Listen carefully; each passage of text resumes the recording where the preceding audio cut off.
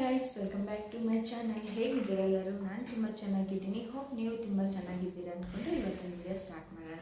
ಇವತ್ತಿನ ವಿಡಿಯೋದಲ್ಲಿ almost ಲೇಡೀಸ್ಗೆ periods problem ಇರುತ್ತೆ. ಸೊ ಇದು ನೈಸರ್ಗಿಕವಾಗಿ ಎಲ್ಲ ಮಹಿಳೆಯರಲ್ಲಿ ಕೂಡ ತಿಂಗಳಿಗೊಂದ್ಸರಿ ಆಗೋ ಒಂದು ಕಾಮನ್ ಕ್ರಿಯೆ ಅಂತ ಹೇಳ್ಬೋದು. ಸೊ ಇದು ಕೆಲವರಲ್ಲಿ ತುಂಬ ಬೇಗನೆ ಆಗುತ್ತೆ, ಇನ್ನು ಕೆಲವರಲ್ಲಿ ತುಂಬ ಡಿಲೇ ಆಗುತ್ತೆ. ಸೊ ತುಂಬ ಡಿಲೇ ಆಗುವಾಗ ಏನಾಗುತ್ತೆ ಅಂತ ಹೇಳಿದ್ರೆ, ಇನ್ ಕೇಸ್ ಫಂಕ್ಷನ್ಸ್ ಇರುತ್ತೆ. ಸೊ ನಾಳೆ ಫಂಕ್ಷನ್ ಇದೆ, ಇಲ್ಲ ಒಂದು ವಾರ ಫಂಕ್ಷನ್ ಇದೆ, ಇನ್ನೂ ಪೀರಿಯಡ್ಸ್ ಆಗಿಲ್ಲ ಅಂದರೆ ಅವ್ರ ಮದುವೆಗಾಗಿರ್ಬೋದು ಅಂಥದಕ್ಕೆಲ್ಲ ಹೋಗೋಕ್ಕೆ ಒಂದು ಸ್ವಲ್ಪ ಹಿಂದೆ ಹೆಜ್ಜೆ ಆಗ್ತಾ ಇರ್ತಾರೆ. ಅದೊಂದು. ಆಮೇಲೆ first of all irregular periods ಯಾಕೆ ಬರುತ್ತೆ ಮಹಿಳೆಯರಲ್ಲಿ ಅಂತ ಹೇಳಿದ್ರೆ, ಮೇನ್ ಲೈಫ್ ಸ್ಟೈಲು ಒಂದು ಹೆಲ್ದಿ ಲೈಫ್ ಸ್ಟೈಲ್ ಇರಬೇಕು ರೆಗ್ಯುಲರ್ ಪೀರಿಯಡ್ಸ್ ಆಗೋದಕ್ಕೆ. ಆಮೇಲೆ ಫುಡ್ಡು, ನಾವೇನು ಫುಡ್ಡು ತಿಂತೀವಿ ಅದು, ಮತ್ತು ಯಾವಾಗಲೂ ಸ್ಟ್ರೆಸ್ ಫ್ರೀ ಆಗಿರಬೇಕು, ಯಾವುದೇ ಥರದ ಸ್ಟ್ರೆಸ್ ಇರಬಾರ್ದು. ಮತ್ತು ಹಾರ್ಮೋನಲ್ಸು ಯಾವಾಗೂ ಬ್ಯಾಲೆನ್ಸ್ ಆಗಿರಬೇಕು. ಹಾರ್ಮೋನಲ್ಸ್ ಇಂಬ್ಯಾಲೆನ್ಸ್ ಇದ್ದರೆ ಸೊ ಈ ರೀತಿಯಾಗಿ ಸಮಸ್ಯೆಗಳು ಬರುತ್ತೆ. ಇದನ್ನೆಲ್ಲ ಕೂಡ ನಾವು ಮನೆಯಲ್ಲಿರೋ ಮದ್ದುಗಳಿಂದನೇ ಸರಿ ಮಾಡ್ಕೋಬೋದು. ಸೊ ಅದೇನಂತ ಹೇಳಿ ನಾನು ಒಂದೊಂದಾಗಿ ನಿಮಗೆ ತಿಳಿಸ್ಕೊಡ್ತೀನಿ. ಮೊದಲನೇದಾಗಿ ಅಂತ ಹೇಳಿದರೆ ಪಪ್ಪಾಯ. ಸೊ ಪರಂಗಿ ಹಣ್ಣು ಅಂತ ನಾವು ಏನು ಕರಿತೀವಿ ಅದನ್ನು ತಿನ್ನಬೇಕು. ಇದನ್ನು ತಿನ್ನೋದ್ರಿಂದ ಬೇಗನೆ ಮುಟ್ಟಾಗುತ್ತೆ. ಸೊ ಇದನ್ನು ತುಂಬ ಹಳೆಯ ಕಾಲದಿಂದ ಕೂಡ ತುಂಬ ಜನ ಅಳವಡಿಕೆ ಮಾಡ್ಕೊಂಡು ಬಂದಿರೋದೆ. ನಿಮಗೆ ಯಾವುದೇ ಥರದ ಸೈಡ್ ಎಫೆಕ್ಟ್ಸ್ ಆಗೋದಿಲ್ಲ. ಮೇಯ್ನಾಗಿ ಇದು ಹಸಿ ತಿನ್ನಬೇಕು. ಹಸಿ ತಿಂದ್ರಾಗೆ ಇದು ರಿಸಲ್ಟ್ ಅನ್ನೋದು ತುಂಬ ಚೆನ್ನಾಗಿರುತ್ತೆ. ಪಪ್ಪಾಯದಲ್ಲಿ ಯಾಕೆ ಪಪ್ಪಾಯ ತಿಂದರೆ ಪೀರಿಯಡ್ಸ್ ಆಗುತ್ತೆ ಅಂತ ಹೇಳ್ತಾರೆ ಅಂದರೆ, ಇದರಲ್ಲಿ ಕ್ಯಾರೆಟಿನ್ ಅನ್ನೋದು ಒಂದು ಅಂಶ ಇರುತ್ತೆ. ಮತ್ತು ಎರಡನೇದಾಗಿ ಅಂತ ಹೇಳಿದ್ರೆ ಶುಂಠಿ ಮತ್ತು ಲವಂಗದ ಕಷಾಯ.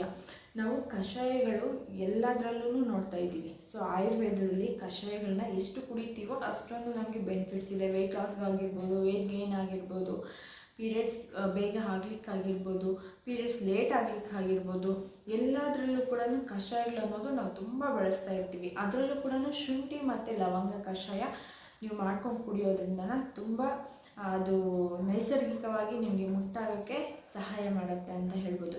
ಸೊ ಇದನ್ನು ಮಾಡೋದಕ್ಕೆ ಒಂದು ಬಿಸಿ ನೀರಲ್ಲಿ, ಒಂದು ಪಾತ್ರೆಯಲ್ಲಿ ಬಿಸಿ ನೀರಿಡಿ. ಸೊ ಬಿಸಿ ನೀರು ಇಟ್ಬಿಟ್ಟು ಅದು ನೀರು ಚೆನ್ನಾಗಿ ಕುದಿಬೇಕು. ಸೊ ಆ ಟೈಮಲ್ಲಿ ನೀವು ಶುಂಠಿ ಮತ್ತು ಲವಂಗ ಹಾಕಿ ಅದನ್ನು ಕೂಡ ಚೆನ್ನಾಗಿ ಕುದಿಬೇಕು. ಆ ನೀರೆಲ್ಲ ಕಲರ್ ಚೇಂಜ್ ಆಗಬೇಕು. ಸೊ ಅಲ್ಲಿವರೆಗೂ ಸೋಸಿಬಿಟ್ಟು ಅದರಲ್ಲಿ ಒಂದು ಸ್ವಲ್ಪ ಜೇನುತುಪ್ಪ ಹಾಕ್ಕೊಂಡು ಕೂಡ ನೀವು ಕುಡಿಬೋದು. ಇಲ್ಲ ಅಂತಂದರೆ ಹಾಗೇನೂ ನೀವು ಕುಡಿಬೋದು. ಈ ರೀತಿ ಕುಡಿಯೋದ್ರಿಂದ ಇದು ನಮ್ಮ ದೇಹದಲ್ಲಿ ಶಾಖನ ಅಂದರೆ ಹೀಟ್ನ ಇದು ಉತ್ಪತ್ತಿ ಮಾಡುತ್ತೆ. ಸೊ ಇದು ಡೈರೆಕ್ಟಾಗಿ ಹೋಗಿ ನಮ್ಮ ಗರ್ಭಕೋಶದ ಮೇಲೆ ಪ್ರೆಷರ್ ಬೀಳೋದ್ರಿಂದ ಸೊ ಇಮಿಡಿಯೇಟಾಗಿ ಪೀರಿಯಡ್ಸ್ ಆಗೋ ಚಾನ್ಸಸ್ ಇರುತ್ತೆ. ಹಾಗೆಯೇ ನೆಕ್ಸ್ಟ್ ಬಂದು ಅಜ್ವೈನ ಅಷ್ಟೇ. ಅಜ್ವೈನ್ ಕಷಾಯ ಮಾಡ್ಕೊಂಡು ಕುಡಿಯೋದ್ರಿಂದ ಕೂಡ ಇಮಿಡಿಯೇಟಾಗಿ ನಿಮಗೆ ಪೀರಿಯಡ್ಸ್ ಅನ್ನೋದು ಆಗುತ್ತೆ. ಯಾಕಂತಂದರೆ ಅಜ್ವೈನಲ್ಲಿ ಅಸಿಡಿಟಿ, ಗ್ಯಾಸ್ ಟ್ರಬಲ್ ಆಗದೆ ಇರೋಕ್ಕೆ, ಕಂಟ್ರೋಲ್ ಮಾಡೋಕ್ಕೆ ತುಂಬ ಅದರಲ್ಲಿರೋ ಆಯುರ್ವೇದ ಗುಣಗಳಿದೆಯಲ್ಲ ಅದು ತುಂಬ ಹೆಲ್ಪ್ ಮಾಡುತ್ತೆ. ಸೊ ಹಾಗೆಯೇ ಇದು ನೈಸರ್ಗಿಕವಾಗಿ ಮುಟ್ಟಾಗೋಕ್ಕೆ, ನೈಸರ್ಗಿಕವಾಗಿ ಪೀರಿಯಡ್ಸ್ ಆಗೋಕ್ಕೆ, ಈ ರೆಗ್ಯುಲರ್ ಪೀರಿಯಡ್ಸ್ನ ತರೋಕ್ಕೆ ಎಲ್ಲ ಕೂಡ ಹೆಲ್ಪ್ ಆಗುತ್ತೆ. ಇದು ಕೂಡ ಕಷಾಯ ಹೇಗೆ ಮಾಡ್ಕೋಬೇಕು ಅಂತ ಹೇಳಿದ್ರೆ, ಬಿಸಿ ನೀರಿಗೆ ಅಜ್ವೈನ ಹಾಕಿ ಮತ್ತು ಅದ್ರ ಜೊತೆ ಬೆಲ್ಲನೂ ಕೂಡ ಸೇರಿಸ್ಕೊಂಡು ನೀವು ಕುಡಿಬೇಕು.